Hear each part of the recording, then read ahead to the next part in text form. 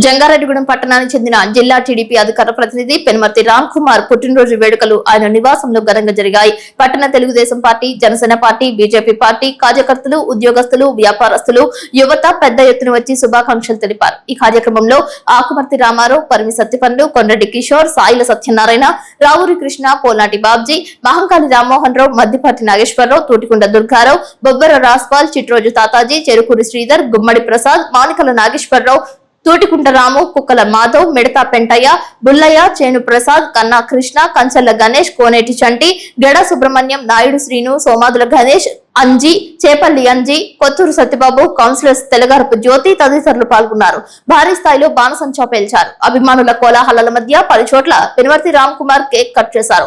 ఆయన పేరు మీద కార్యకర్తలు, అభిమానులు పలు సేవా కార్యక్రమాలు నిర్వహించారు. గతంలో తెలుగు యువత అధ్యక్షులుగా పెనుమర్తి రామ్ కుమార్ పనిచేసిన సమయంలో అన్ని గ్రామాలలో యువతను పెద్ద ఎత్తున క్రోడీకరించి ఏకతాటిపైకి తీసుకువచ్చారని తెలిపారు. అంచెలంచెలుగా తెలుగుదేశం పార్టీలో కార్యకర్త నుంచి నాయకుడి స్థాయికి ఎదిగారు. ఎవరు వెళ్లి సహాయం అడిగిన పార్టీలకు, కుల మతాలకు పెద్ద చిన్న అనే తారతమ్య భేదం లేకుండా రామ్ కుమార్ కృషి చేస్తారని కార్యకర్తలు తెలిపారు. తెలుగుదేశం పార్టీలో రామ్ కుమార్ లాంటి నాయకులకు సముచిత స్థానం కల్పిస్తే ప్రోత్సాహకవంతంగా ఉంటుందని పలువురు తెలిపారు.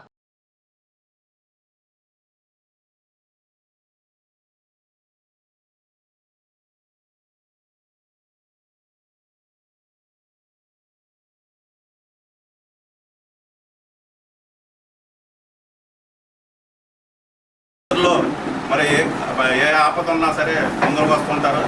ఆరే పెనుమర్తి రామ్ కుమార్ గారు.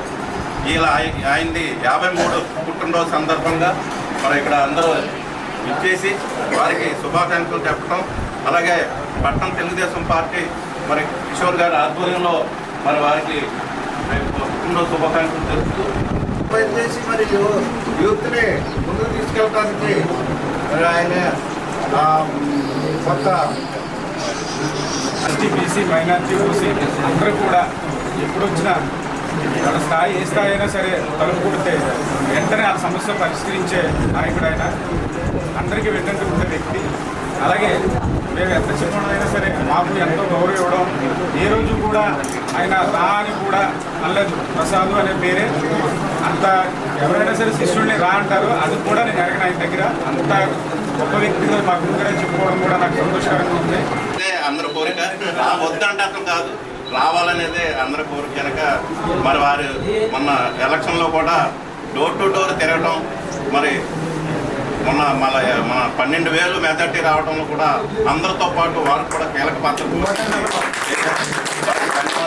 అలాగే మన ఏ రకంగా అయినా సరే ఏ మనిషి అయినా సరే అసలు కుటుంబం చేసాడంటే ఐస్కాంతం లాగా రామ్ కుమార్ గారిని నలుపుకోవాలి ఎవరైనా సరే.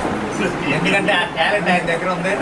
ఎందుకంటే జంగారెడ్డిగూడెం టౌన్లో ఎవరికి ఏ విధమైన ఇబ్బంది కలిగినా ఫోన్ చేస్తే ఇక్కడ ఉన్న వాళ్ళందరిలో ఎక్కువగా స్పందించేది ఎవరైతే రామ్ కుమార్.